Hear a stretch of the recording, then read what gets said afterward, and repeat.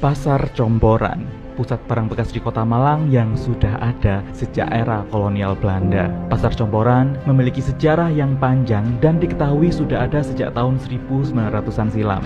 Awalnya, kawasan Comboran merupakan kawasan perlintasan tram kereta api jarak pendek antar wilayah Malang yang sudah ada sejak zaman Hindia Belanda. Bahkan hingga saat ini, di sekitar Pasar Comboran masih bisa kita temui rumah-rumah peninggalan Belanda yang juga bertuliskan aset milik PT Kereta Api.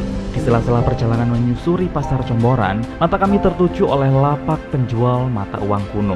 Mata uang yang dijual mulai dari uang koin sejak zaman Majapahit, mata uang zaman Hindia Belanda, hingga mata uang pada masa Orde Baru juga tersedia cukup lengkap. Harganya pun juga bervariatif, mulai dari Rp5.000 hingga ratusan ribu rupiah, tergantung jenis mata uang tersebut.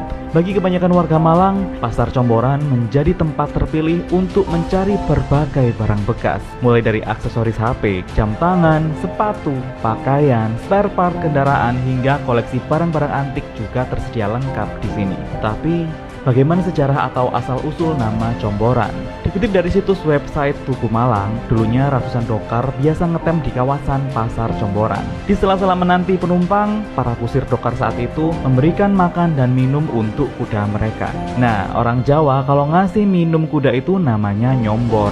Maka orang di sana menyebut tempat ini dengan nama Nyomboran, dan kemudian berubah menjadi Comboran hingga saat ini. Seiring berjalannya waktu, para penumpang tram yang mayoritas merupakan petani juga membawa dagangan dari hasil pertanian mereka. Kemudian tak jarang dari mereka melakukan jual beli di stasiun sambil menanti kereta datang. Namun sejak penjajahan Jepang, Pasar Comboran dikenal dengan pasar gelap transaksi jual beli barang bekas milik orang-orang Belanda yang sedang ditahan oleh pasukan Jepang. Kala itu warga pribumi yang bekerja sebagai pembantu warga Belanda mendapatkan peninggalan berupa pakaian hingga perabotan rumah tangga. Karena saat itu pakaian adalah barang yang cukup langka, akhirnya pakaian-pakaian dari Belanda tersebut diperjualbelikan di daerah Comboran.